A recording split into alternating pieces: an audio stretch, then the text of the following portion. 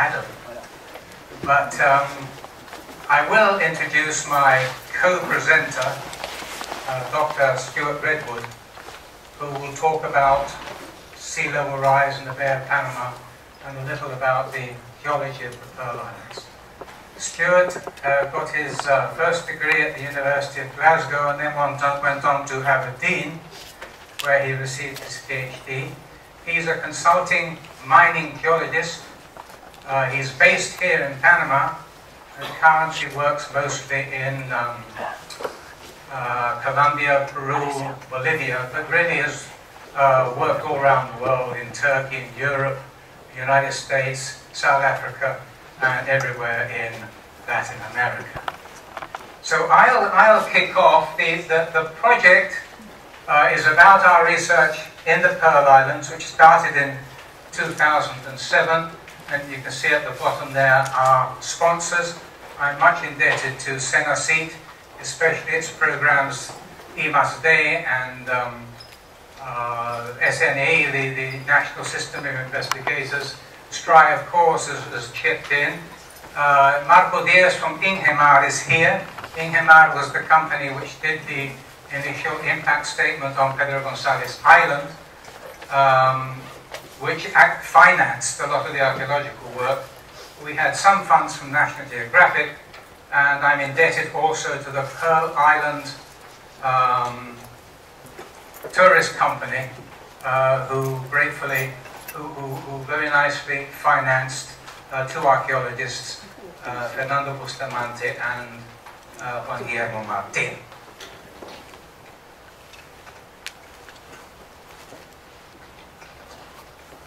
All Central American islands, except Isla Coco, of course, are land bridge or platform islands, joined to the mainland only during warm periods.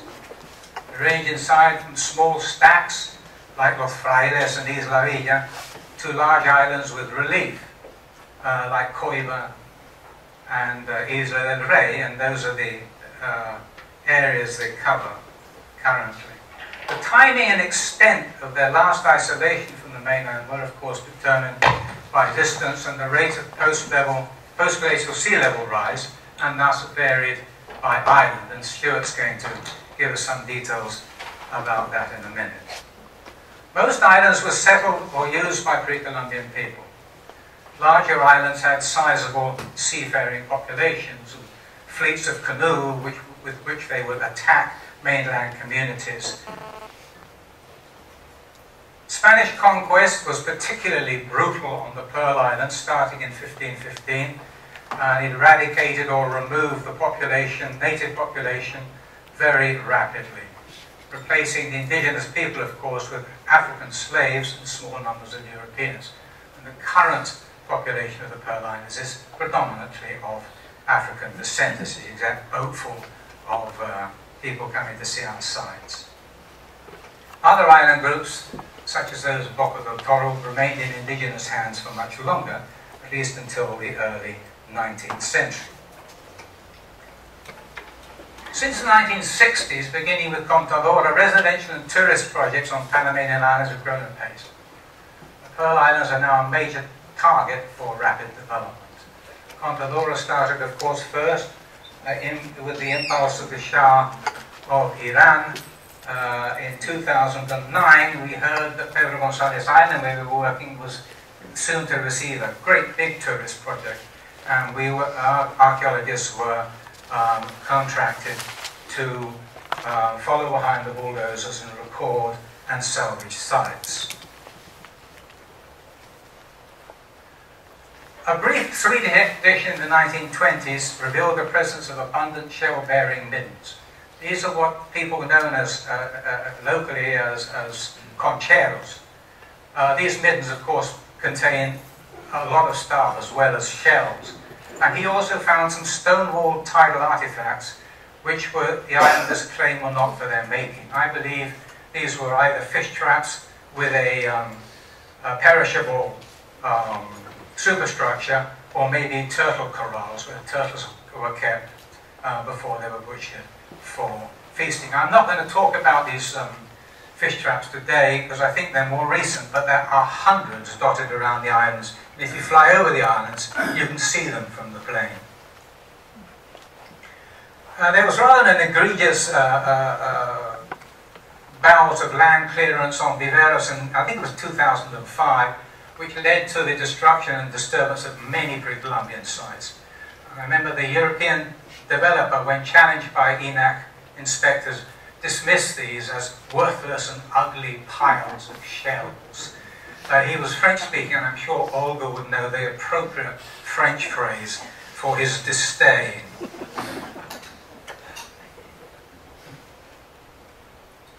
In 2007, Senesi called me up one day and said that they had money which was for tourist projects which they hadn't used, and could I use it? So I said, well, yeah, let's try and do a quick and dirty archaeological survey. So we devised this project with an exceedingly pompous title. But notice that we are talking about cultural and biological diversity of the Pearl Islands. It's because my insistence was from the beginning that these sites, however ugly and small they might be, are repositories not only of information about cultural diversity and evolution, but also about biological diversity and specifically biodiversity in the past. Surveys initially concentrated on areas scheduled for immediate development.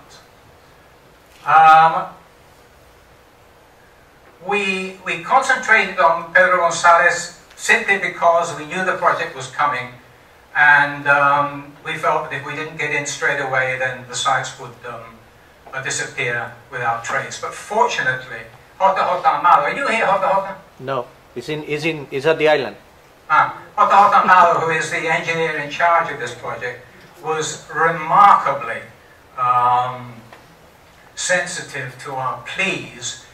He has in fact preserved, we hope for posterity, the important pre-ceramic site we found on the site. The excavations concentrated on 3 ceramic period sites, which I won't talk about, but I do say something about their faunas right at the end of the talk.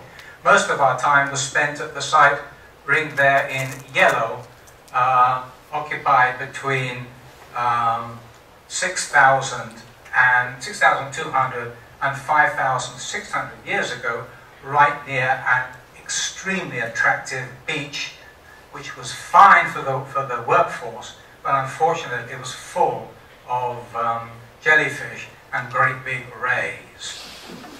So I will now hand over to Stewart, who's going to tell us about sea level rise and the amount of sea that people would have had to traverse to arrive at Pedro Gonzalez during those dates.